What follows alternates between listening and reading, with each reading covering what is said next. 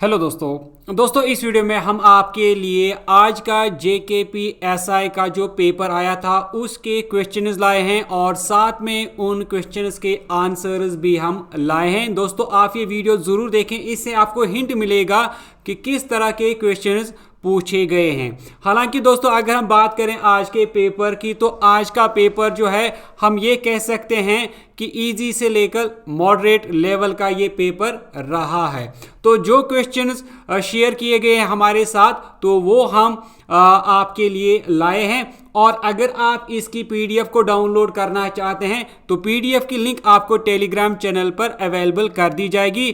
Telegram channel की link आपको नीचे डिस्क्रिप्शन में मिल जाएगी। तो दोस्तों स्टार्ट करते हैं आज के पहले क्वेश्चन से और इनफैक्ट ये हमने सिर्फ 3 दिन पहले ही ये वाला क्वेश्चन डिस्कस किया था। तो जो पहला क्वेश्चन पूछा गया था, partition of Bengal during the time of, आपको बताना है जो बंगाल का पार्टीशन हुआ है उस टाइम बंगाल के वाइसरॉय या आप कहें कि गवर्नर कौन थे। ये पिछली बार भी क्वेश्चन हमने डिस्कस किया है। तो इसका जो आंसर था कि जब बंगाल का पार्टीशन हुआ था तो उस टाइम बंगाल के वाइसरॉय थे लॉर्ड कर्जन।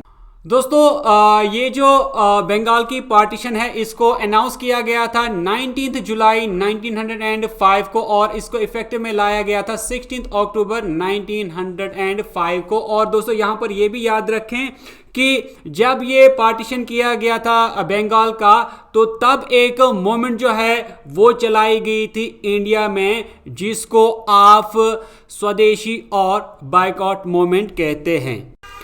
नेक्स्ट क्वेश्चन पूछा गया था डू आर डाई स्लोगन। तो आपको बताना था कि डू आर डाई जो स्लोगन है ये किसने दिया था। तो दोस्तों याद रखें कि जो डू आर डाई का स्लोगन है ये महात्मा गांधी ने दिया था जब उन्होंने एक स्पीच दी थी क्विट इंडिया मूवमेंट पर।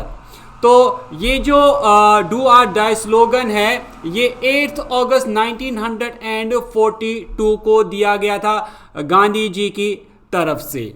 दोस्तों जो क्विट इंडिया मूवमेंट की स्पीच थी ये दी गई थी ग्वालियर टैंक मैदान बॉम्बे में और क्विट इंडिया मूवमेंट को अगस्त मूवमेंट भी कहा जाता है और इसको भारत छोड़ो आंदोलन भी कहा जाता है और do are die Mahatma Gandhi ने यह स्लोगन दिया था। नेक्स्ट क्वेश्चन पूछा गया था national games are organized in which state. हालांकि जिन्होंने ये क्वेश्चन लिखा है उन्होंने साल नहीं लिखा है कि किस साल के नेशनल गेम्स के बारे में कहा गया है। तो दोस्तों मैं आपको बताऊं कि अगर हम साल 2022 की बात करते हैं तो साल 2022 के जो नेशनल गेम्स खेले गए थे उनको ऑर्गेनाइज किया था, उनको होस्ट किया था गुजरात ने।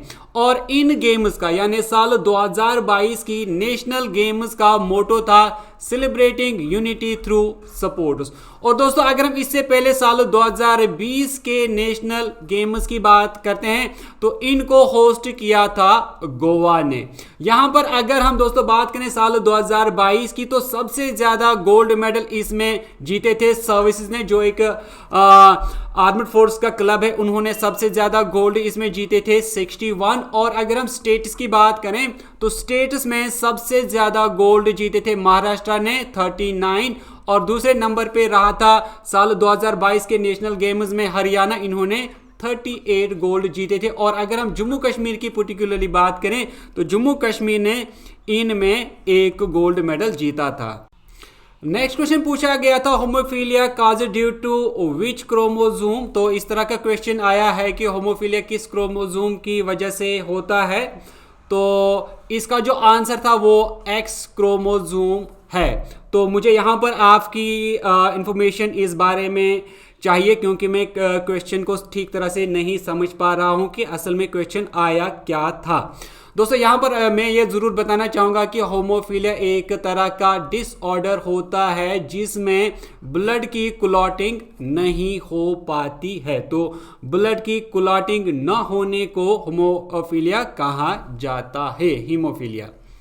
इसके बाद जो नेक्स्ट क्वेश्चन पूछा गया था gold coins are issued were issued by which ruler. तो आपको बताना था कि सबसे पहले गोल्ड कॉइन्स को किसने इशू किया था। तो जिस रूलर ने इनको इशू किया था सबसे पहले इंडिया में, उनका नाम था खेडफेसिस और ये कुशाना रूलर थे। नेक्स्ट क्वेश्चन पूछा गया था हु फाउंडेड स्लेव डायनास्टी। आपको बताना था कि स्लेव डायनास्टी के फाउंडर कौन थे। तो इसका जो आंसर था वो था कुतुबुद्दीन ऐबक स्लेव डायनास्टी के फाउंडर थे। और इस डायनास्टी को यानी स्लेव डायनास्टी को ममलूक डायनास्टी भी कहा जाता है और स्लेव डायनास्टी को इस्टेब्लिश किया गया था 1206 में। दोस्तों जब हम कुतुबुद्दीन ऐबक की बात करते हैं तो कुतुबुद्दीन ऐबक एक बहुत ही वफादार स्लेव थे महमूद गौरी के। और ममलूक की जब हम बात करते हैं, वर्ड ममलूक ये एक टर्किश वर्ड है जिसका मतलब होता है ओनर्ड। नेक्स्ट क्वेश्चन पूछा गया था who is CM of Goa. आपको बताना था कि गोवा के सीएम कौन हैं। तो अगर हम प्रेजेंट की बात करें तो गोवा के प्रेजेंट के चीफ मिनिस्टर हैं प्रमोद सावंत। और अगर हम गोवा के स्टेट की बात करते हैं तो गोवा एज स्टेट फॉर्म हुई थी 30 मई 1987 को। और गोवा के प्रेजेंट के गवर्नर हैं PS श्रीधरन पिल्लाई। और अगर हम एरिया वाइज गोवा की रैंक की बात करते हैं तो गोवा की रैंक आती है एरिया वाइज इंडिया में 28। और अगर हम यहाँ की लिटरेसी की बात करते हैं तो गोवा की प्रेजेंट लिटरेसी है 88.70। नेक्स्ट क्वेश्चन आया था what is the full form of USB। आपको बताना था कि USB की फुल फॉर्म क्या है। तो दोस्तों USB की फुल फॉर्म है यूनिवर्सल सीरियल बस। बहुत ही आसान से क्वेश्चन पूछा गया था। दोस्तों इसी तरह अगर आप और भी फुल फॉर्म जानना चाहते हैं कंप्यूटर से रिलेटेड, एग्जाम्पल के तौर पर अगर हम BIOS की बात करते हैं तो इसकी फुल फॉर्म आती है बेसिक इनपुट आउटपुट सिस्टम। इसी तरह अगर हम CD की फुल फॉर्म बात करते हैं तो CD की फुल फॉर्म होती है कंपैक्ट डिस्क। CPU की होती है सेंट्रल प्रोसेसिंग यूनिट। DVD की होती है डिजिटल वीडियो डिस्क या फिर डिजिटल वर्सटाइल डिस्क भी इसका आता है। FDD का होता है फ्लॉपी डिस्क ड्राइव। HDD का होता है hard disk drive. HDMI high definition multimedia interface. LCD liquid crystal display. इस तरह LED light emitting diode. MMC multimedia card. NTFS new technology file system. PDF portable document format. PROM programmable read only memory. RAM random access memory. ROM read only memory. SMPS switch mode power supply. SSD solid state drive. UPS uninterrupted power supply. USB universal serial bus, ये हमने कहा। VDU visual display unit. VGA video graphics array. Computer अगर हम ALU की बात करें तो ALU की फुल फॉर्म होती है अर्थमेटिक लॉजिक यूनिट। DVI होता है डिजिटल विजुअल इंटरफेस। OS का होता है ऑपरेटिंग सिस्टम। इसी तरह दोस्तों मैंने यहाँ पर आप देख रहे हैं बहुत सारे शॉर्ट फॉर्म्स और उनके फुल फॉर्म जो है ऐड किए हैं। आप ये ज़रूर देखें, हो सकता है कि इनमें से आपको कुछ पूछा जाए। और उसके बाद जो नेक्स्ट क्वेश्चन पूछा गया था वो था शॉर्ट की ऑफ कट टेक्स्ट। आपको बताना था कि कट के लिए क्या शॉर्टकट की है कंप्यूटर में। तो दोस्तों याद रखें कि कट के लिए जो शॉर्टकट की होती है वो है Ctrl+X। और अगर हम कॉपी की बात करें तो ये होता है Ctrl+C। और अगर हम पेस्ट की बात करें तो ये होता है Ctrl+V।